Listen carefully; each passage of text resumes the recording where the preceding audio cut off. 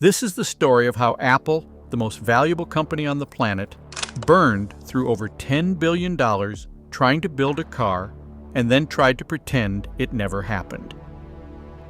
Project Titan was Apple's most ambitious undertaking since the iPhone. It consumed a decade of effort, thousands of engineers, and billions upon billions of dollars. When it was finally killed on February 27, 2024, the company didn't hold a press conference. There was no memo to shareholders. Apple's chief operating officer, Jeff Williams, simply gathered the team internally and told them it was over. The greatest product Apple never shipped was dead, and they wanted the world to move on as quickly as possible.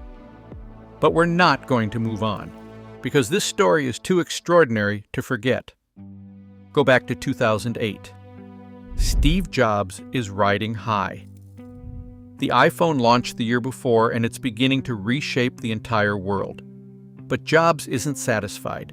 He never was. He starts having conversations with Tony Fadell, the man who helped him build the iPod and the iPhone, about something much bigger than a phone, something with 4 wheels. "We had a couple of walks," Fadell later recalled. The pair posed hypothetical questions to each other. If we were to build a car, what would we build? What would a dashboard be?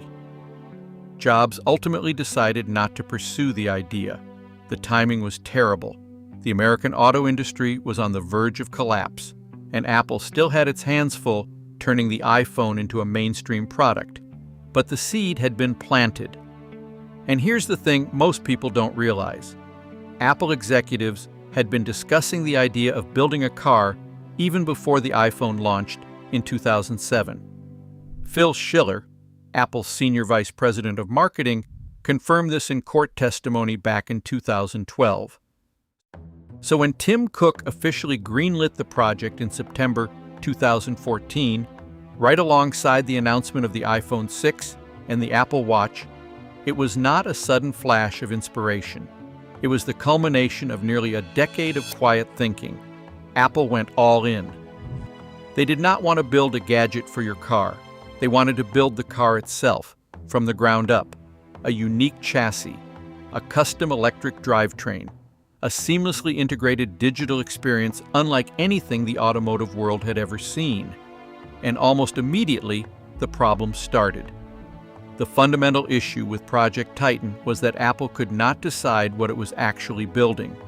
2 competing visions existed from the very beginning, and the tension between them would haunt the project for its entire existence. On one side, you had Steve Zadesky, a former Ford engineer and Apple vice president of product design, who was leading the project under hardware chief Dan Riccio. Zadesky wanted to build an electric vehicle, a real physical car that you would drive, competing head-to-head with Tesla. It would be beautiful, it would be powerful, and it would carry Apple's signature design sensibility baked into every surface. On the other side, you had Jony Ive, Apple's legendary chief design officer. Ive did not want to build a car you would drive. He wanted to build a car that would drive itself. Full autonomy. No steering wheel, no pedals. You would get in, tell Siri where you wanted to go, and the car would take you there. His team even sketched out concepts that looked like a European minivan, something resembling a Fiat Multipla 600. These 2 visions were fundamentally incompatible, and Apple never fully resolved the conflict. Instead, the project lurched back and forth between them for years, burning through money and morale with every pivot. By 2015, roughly 1,000 employees were working on the project, and word was starting to leak out. You can't hide something that big. As Elon Musk put it at the time, it's pretty hard to hide something if you hire over 1,000 engineers to do it. Apple was hiring aggressively. They poached talent from Tesla, from Ford, from Porsche, from Lamborghini, even from NASA. They brought in Johan Jungwirth, the former president and chief executive officer of Mercedes-Benz Research and Development for North America. They were assembling what should have been a dream team. But Musk wasn't worried. He had a nickname for Apple. He called it the Tesla Graveyard. They have hired people we've fired, Musk said dismissively. And here's where the story gets really interesting. In 2014, around the same time Project Titan was getting started, Apple's head of corporate development, Adrian Perica, met with Elon Musk multiple times about a potential acquisition. Apple was seriously considering buying Tesla outright. Think about that for a moment. Instead of spending $10 billion to fail at building a car, Apple could have simply purchased the company already leading the electric vehicle revolution. There's a twist, too. Back in 2015, Tesla was struggling badly, on the verge of bankruptcy. Musk actually proposed that Apple acquire Tesla, but with one condition: he would become the new chief executive officer of Apple. Tim Cook would move to a high position on the board, but Musk would run the show. Cook refused to even take the meeting. Apple's chief financial officer, Luca Maestri, who had previously served as chief financial officer of General Motors Europe, apparently reinforced to Cook just how brutally difficult the car business really was. So Apple decided to go it alone. By 2016, Zadesky had left the company and the project leadership was vacant. Apple convinced Bob Mansfield, a retired senior hardware engineering executive, to come back and take over. Meanwhile, Apple operated with an almost comical level of secrecy. They registered front companies to attend auto industry conferences anonymously. One of them, called 68 LLC, imported a 1957 Fiat Multipla 600 from the UK into the United States, presumably for design research tied to Jony Ive's minivan-inspired concepts. In 2017, Apple received a California permit for autonomous vehicle testing. By August 2018, they had 66 road-registered driverless cars with 111 drivers authorized to operate them. The workforce had ballooned to approximately 5,000 employees. 5,000 people working on a product Apple refused to acknowledge even existed. That same year, Apple reportedly partnered with Volkswagen to produce an autonomous employee shuttle van based on the T6 Transporter commercial vehicle platform.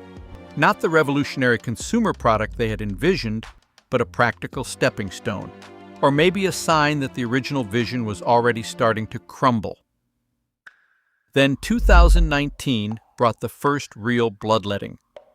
Apple cut more than 200 employees from the Project Titan team, but they also acquired Drive.ai, an autonomous vehicle startup, seemingly doubling down on the self-driving angle even as they were cutting staff. In 2020, there was yet another leadership shuffle. Mansfield retired again, and the project shifted to John Giannandrea, Apple's AI chief, with Doug Field handling day-to-day operations. Field, by the way, was a former Tesla executive. The revolving door of leadership had become almost absurd. Every new leader brought a new direction, and every new direction meant months or years of previous work was partially or fully discarded. The most painful near miss came in early 2021. Apple was reportedly close to a $3.5 billion deal with Hyundai to use its Kia Motors manufacturing plant in West Point, Georgia, to actually build the Apple car. For a brief, shining moment, it looked like this thing might become real. Then Hyundai and Kia publicly confirmed they were not in talks with Apple to develop a car. The deal collapsed, apparently because Hyundai's public comments violated Apple's obsessive secrecy requirements. And then Doug Field left. He went to Ford, of all places. That was a devastating blow. By 2022, the project had been scaled back dramatically. The ambitious Level 5, fully autonomous vision was abandoned in favor of Level 2 autonomy, essentially advanced driver assistance, the kind of thing Tesla and others were already shipping. The estimated build cost per vehicle sat around $120,000, with a planned retail price of about $100,000. Apple's entire business model runs on premium margins, and cars are not a premium margin business. They never have been. Some within Apple understood this from the beginning, Making cars, even when done well, is seldom profitable. Being in tech is dramatically more profitable. And here's the thing that makes this story truly tragic from an engineering perspective. The technology Apple was developing was genuinely remarkable. People from Apple's Silicon team had designed a custom processor for the car's autonomous systems, and at the time of cancellation, that chip was nearly finished. It carried the equivalent processing power of 4 M2 Ultra chips combined. They had developed a custom microkernel operating system called Safety OS. They had created a new kind of sunroof that could reduce heat from the sun. They had built a windshield that could project turn-by-turn directions directly in the driver's line of sight. The engineering was world-class. The problem was never talent or technology. It was vision, leadership, and the fundamental economics of building automobiles. On February 27, 2024, it all ended. Jeff Williams gathered the remaining team, now down to about 2,000 people from its peak of 5,000, and delivered the news.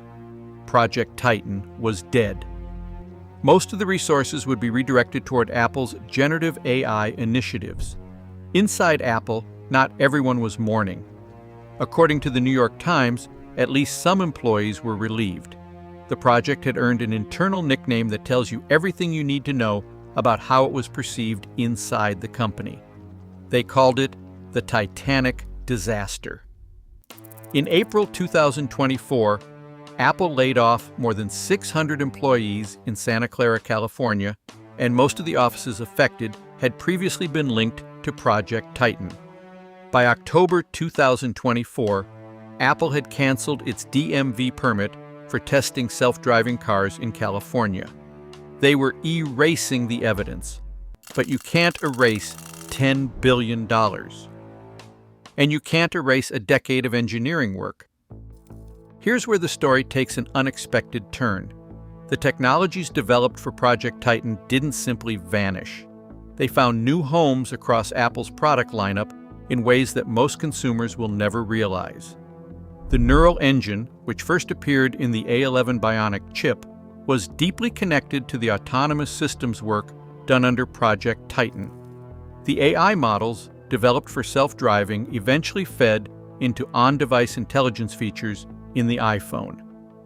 The Apple Vision Pro's R1 chipset, which processes real-time data from cameras and sensors, benefited directly from the car project's research. Even something as mundane as a monitor that intelligently turns to keep information in your view traces its lineage back to the autonomous systems work of Project Titan. Bloomberg's Mark Gurman has reported that future Apple AI chips, including the rumored M7 generation, are expected to feature more powerful neural engine capabilities that were originally designed for the complex AI workloads of autonomous driving. And in 2026, the project's physical legacy surfaced in the most unexpected way. Airbnb listings inadvertently revealed actual Project Titan prototypes, confirming that the project had produced tangible, drivable hardware. In April 2026, during one of his final acts as CEO, Tim Cook held a town hall meeting with employees alongside his successor, John Ternus. Cook reflected on his biggest mistakes. Interestingly, he pointed to the 2012 launch of Apple Maps as his first big mistake, saying the product wasn't ready, and we thought it was because we were testing more of the local kind of stuff. He never mentioned Project Titan. That silence speaks volumes. So what killed the Apple car? The answer is all of the above, and then some. It was the leadership chaos, with at least 5 different executives steering the project in different directions over 10 years. It was the fundamental conflict between building an electric vehicle and building an autonomous robot. It was the margins problem, the realization that Apple could never sell cars at the profit margins it had always known. It was the sobering reality that Level 5 self-driving technology, which seemed imminent in the mid-2010s, turned out to be one of the hardest engineering problems humanity has ever attempted. And it was the competitive pressure, with Tesla, BYD, and dozens of other companies driving electric vehicle prices down in a race to the bottom, that Apple had no interest in joining. But the most important lesson from Project Titan might be this: even Apple, with its hundreds of billions in cash reserves, its legendary design culture, and its ability to attract the best engineering talent on Earth, can fail spectacularly. The company that reinvented the phone, the tablet, and the personal computer couldn't reinvent the car. Not because the technology wasn't there, but because the car is a fundamentally different kind of product, one where physics, regulation, safety, manufacturing complexity, and razor-thin margins conspire against exactly the kind of innovation Apple excels at. $10 billion, 10 years, 5,000 engineers at peak capacity, partnerships explored with Volkswagen, Hyundai, Magna Steyr, and others, acquisition talks with Tesla and McLaren, a custom chip with the power of 4 M2 Ultras, a new operating system called Safety OS, secret front companies, 66 autonomous test vehicles on California roads, and in the end, nothing shipped. No product, no announcement, just a quiet internal meeting and a wave of layoffs. That is the secret $10 billion mistake Apple is trying to erase. But mistakes this big don't erase. They echo. In every neural engine that processes your photos, in every AI model that runs on your iPhone, in the Vision Pro headset sitting on your desk. Project Titan's ghost lives inside almost every Apple product you use today. You just don't know it. And maybe that's the most Apple thing about the whole story. Even their biggest failure became someone else's feature.